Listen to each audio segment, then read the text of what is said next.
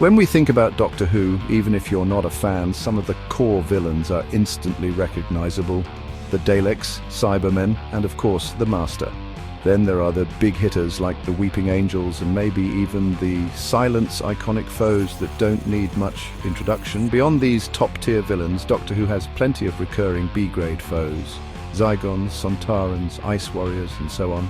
These are the villains that pop up occasionally but never quite steal the spotlight, and that's where these guys fit, the Autons. Welcome to the Snake Pit, where we're full of bile and venom. I'm your host, Snake Damon, and today we're looking at the Auton Trilogy, a series of direct-to-video spin-off films based on Doctor Who that continue the legacy of one of the show's most unique, underrated villains.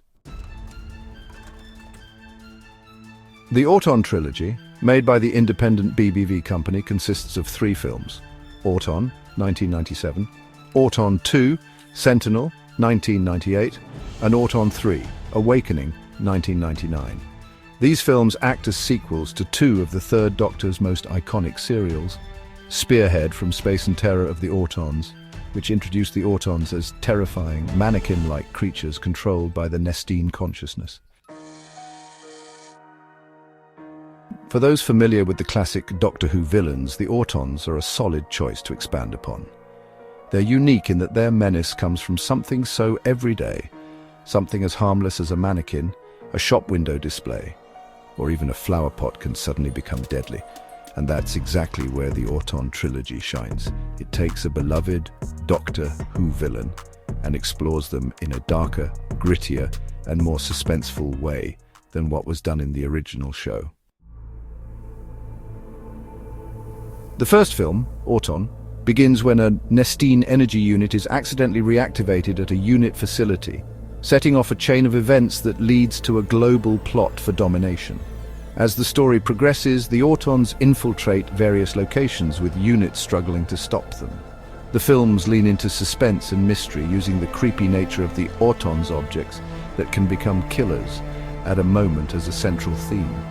Despite the low budget, the films capture that Doctor Who feel, full of tense moments and well-executed B-movie charm. Auton 2, Sentinel continues the story with the psychic operative Lockwood, whose abilities are hijacked by the Nestene. The Autons are now using psychic manipulation to awaken a larger threat, while Lockwood and his partner Natasha Alexander work to stop them. The film ups the stakes, introducing mind control and hidden threats beneath holy sites around the world. Auton 3, Awakening raises the tension even further, as Lockwood and Natasha race against time to stop the Nestene's plot, which involves taking control of the global computer network.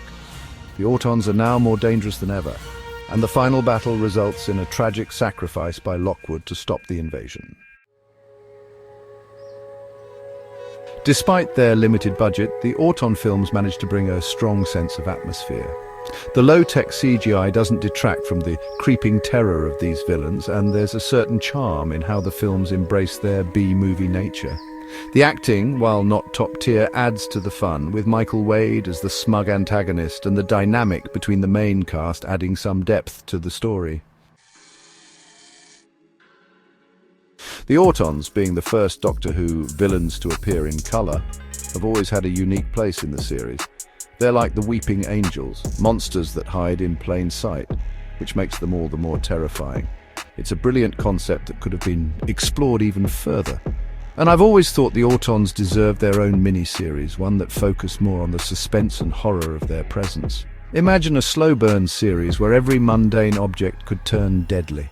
With the right atmosphere, the Autons could have become Doctor Who's most unnerving villains. At the end of the day, the Auton Trilogy isn't perfect. The low-budget effects and sometimes awkward pacing may turn some off, but for Doctor Who fans, these films are a fun dive into an underappreciated part of the mythos. The potential for suspense and terror from these shape-shifting monsters is undeniable, and while we never got more films, the Auton Trilogy remains a guilty pleasure. Thanks for dropping by the Snake Pit, where we thrive on untapped potential and lost opportunities. Don't forget to subscribe and hit that bell like the video. And leave your opinions in the comments, where naturally I won't read them. Until next time, stay venomous.